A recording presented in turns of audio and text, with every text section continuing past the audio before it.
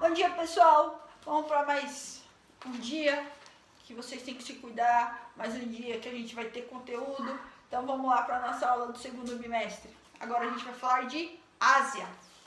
Lembrando que a Ásia é o continente de maior extensão territorial do planeta. Ela tem 44,5 milhões de quilômetros quadrados, pequena, né? E por isso ela tem uma enorme diversidade de paisagem, como a gente pode ver aqui. Agora vamos falar um pouco mais direto da Ásia. A Ásia, em termos de aspectos naturais, a gente tem uma Ásia, continente cujas terras estão localizadas em sua maior parte no hemisfério norte, tá? Então ela pega entre o hemisfério norte, Europa e África, ela está entre essa região, porque ela fazia parte, lá no período da Pangeia, lá atrás, no período de separação da África e da Europa. E ela se desligou com a questão dos batimentos das placas tectônicas e ela tornou-se o continente asiático. A Ásia, ela está, como eu falei, boa parte no hemisfério norte, tá? Ou oriental e setentrional. Ao norte da África, a gente tem o Oceano Ártico. Ao sul, a gente tem o Índico. A leste, o Pacífico. E a oeste, as fronteiras com a Europa e com a África. Quando a gente fala nessa questão, a gente fala de uma África com uma diversidade muito grande em todos os sentidos. Primeira coisa de influência, a gente vai falar dessa divisão do continente, que ela apresenta toda uma pluralidade que é marcada pela história do seu processo de civilização. Então, vou ter uma civilização que ocupou a Índia, outra a China, outro Taiwan. Isso vai gerar uma série de diferenças nessa questão de civilizações. É o que a gente chama nesse processo, que ela está dividida em 4 partes. Dentre essas partes de grandes civilizações, a gente tem a Cínica, que faz parte a China, a Mongólia, a Coreia do Norte, Coreia do Sul, Taiwan e Sudeste Asiático. A gente tem a Hindu, que faz parte da Índia. A gente tem a Islâmica, que está no Oriente Médio. E como mapa, a gente vai ver grandes partes, né, dessa divisão da ampla China, que ela tem todo esse processo de desenvolvimento. Então, no mapa, ó, a gente vê o Oriente Médio, a gente fala toda a parte do Sudeste Asiático, a Ásia Central, então toda a base da Ásia está aqui. E aí tem a Setentrional, a Ásia Meridional e o extremo Oriente. Então a gente tem o Oriente Médio aqui, toda a parte de Gaza, a faixa de Gaza aqui. Então essa é a parte que ela se desligou da África e da Europa e é formado a Ásia. E aí a gente fala agora diretamente do relevo. Quando a gente fala do relevo, a gente vai ter na Ásia todo esse processo de desenvolvimento com partes separadas. Tá? A gente tem que ficar muito esperto, atentos quais são as características de cada lugar. Do oeste, do sul, do sudeste, centro-oeste, sudoeste. Então, ó, podemos observar toda a formação de relevo neste continente, lembrando que grande parte dela está na cordilheira do Himalaia, né, nas cadeias montanhosas do Himalaia, aonde a gente tem as maiores altitudes. E aí ele traz, ó, as partes com intensas movimentação e formação de cadeias montanhosas na cordilheira do Himalaia, sendo chamado como teto do mundo. E essa região está situada no Japão. Gente, por que isso daqui a gente fala de um processo muito particular? Porque a Ásia, ela está, a sua grande maioria, a sua grande parte, está no que a gente chama de ciclo de fogo. O que é o ciclo de fogo? O ciclo de fogo são os lugares que têm maiores incidências de batida de placa tectônica. Essas batidas de placa tectônica fazem com que ocorra terremoto, maremoto e grande parte dela, formação de vulcão, que o vulcão vai entrar em erupção e faz com que ocorra tremores também. Quando a gente fala nessa questão, que é o que a gente chama de abalo sísmico, quando a gente fala nessas partes, a gente tem o Japão, que ele é recorrente em terremotos. Então, quando a gente traz essa base, olha só, como toda a Ásia ela tem toda a sua beleza, seu processo de relevo, toda característica, porque todo lugar que tem grande influência de batimentos de placas tectônicas, a incidência de ter montanhas, lugares montanhosos, é maior, que é o que a gente chama de dobramento moderno. O que é isso? São as observações que a gente vai ver.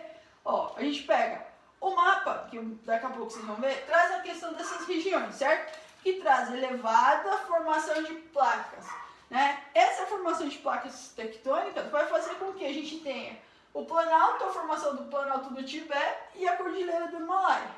Pode mudar. Aqui, ó, essas partes que vocês estão vendo no mapa, essa região aqui, ó, onde está aqui, ó, o Planalto do Tibete, certo?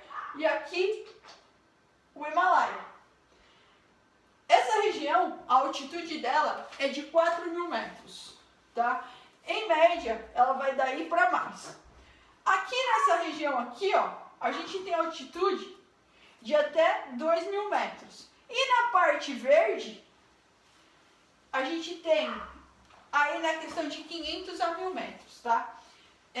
Essas regiões são que a gente traz de todo um diferencial. Por quê? Essas partes de 4.000 metros, você precisa de todo um equipamento para você explorar essas regiões. Quando a gente fala em toda a questão dessas características, cada uma dessas regiões, ela vai ter uma particularidade.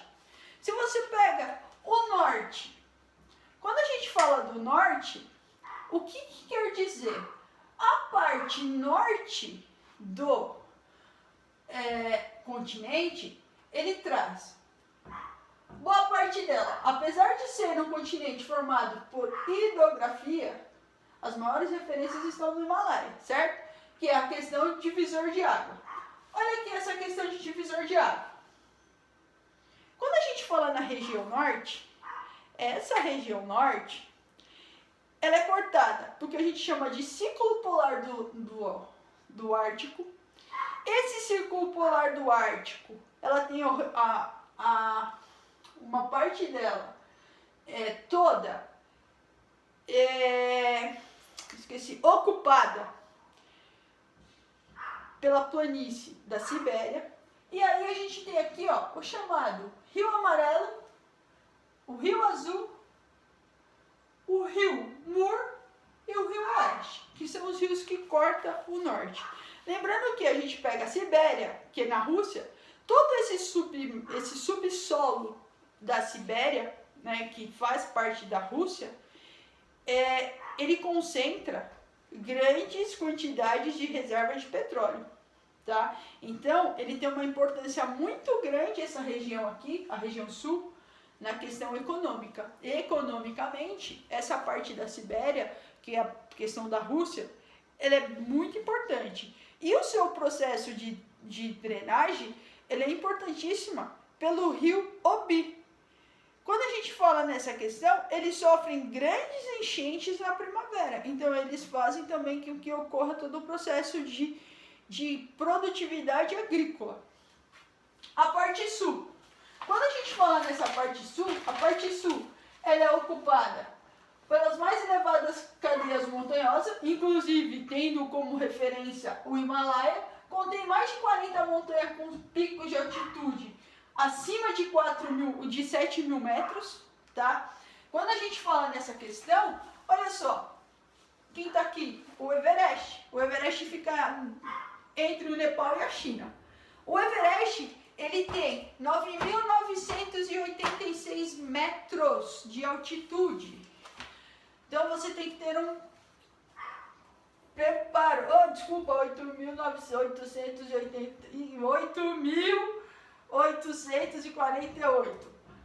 de altitude. Quando a gente fala dessa questão, o que eu falei anterior é o do Himalaia, tá?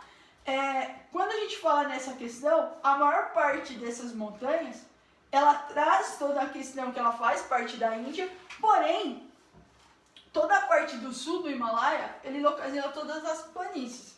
Só que no Himalaia a gente tem um diferencial de onde se está o Everest.